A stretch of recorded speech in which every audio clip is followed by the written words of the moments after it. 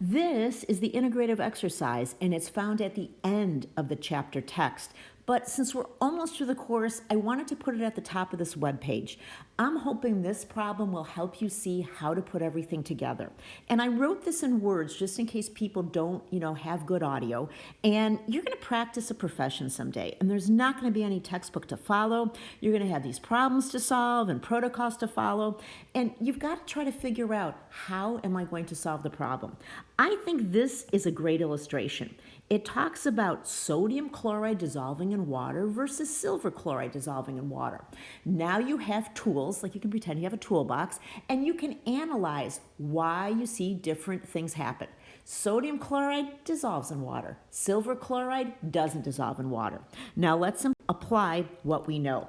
We can calculate a delta G0 at almost room temperature for sodium chloride and silver chloride. So I used Hess's law. I looked things up in the appendix and I picked up the numbers, and I saw that sodium chloride had a delta G0 of negative 9.1. I crunched my numbers for silver chloride, and when I did, I saw that it had a value of positive 55.6. So I listed them next to each other here so that I could help see you what's important. We know from that delta G, the solubility of silver chloride is spontaneous in the forward direction. Why do we know that? It's because it has a negative sign.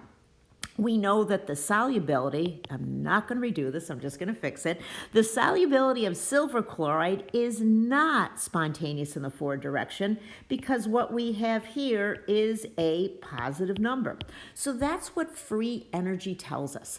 But by the time we got to the end of the chapter, we could do a little bit more. So before we go and calculate a K, let's take a look at what does thermodynamics tell us about this problem. If I look at the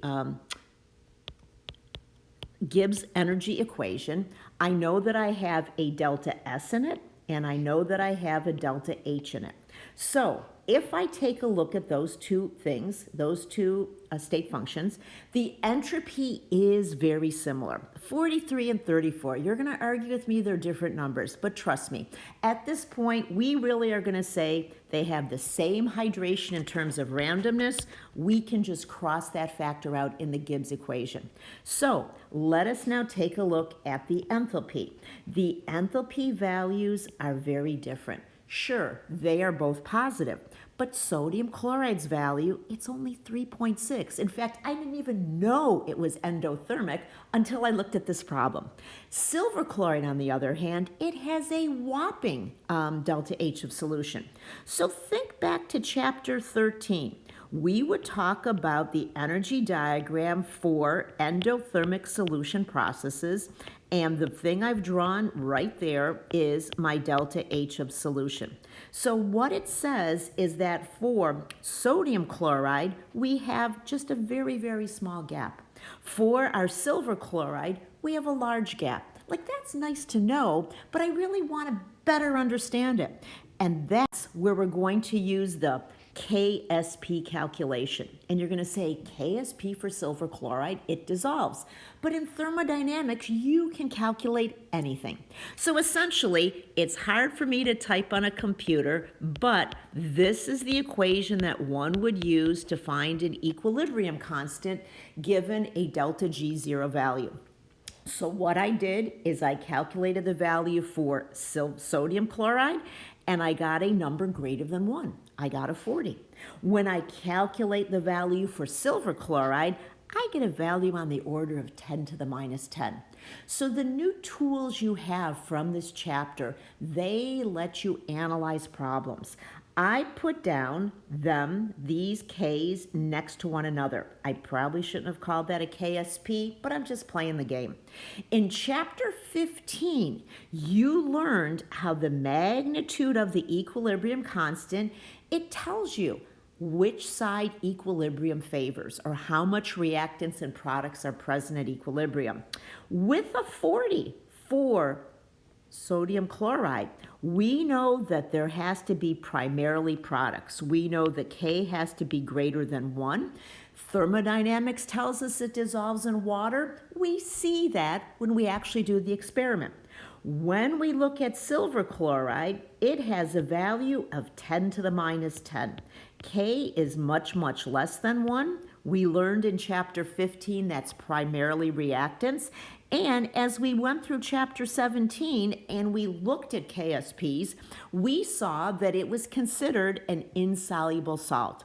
So that's the beauty of this chapter. It starts to tie all of Gen Chem up. For my concluding slide, I just want to take a look at what happens with temperature.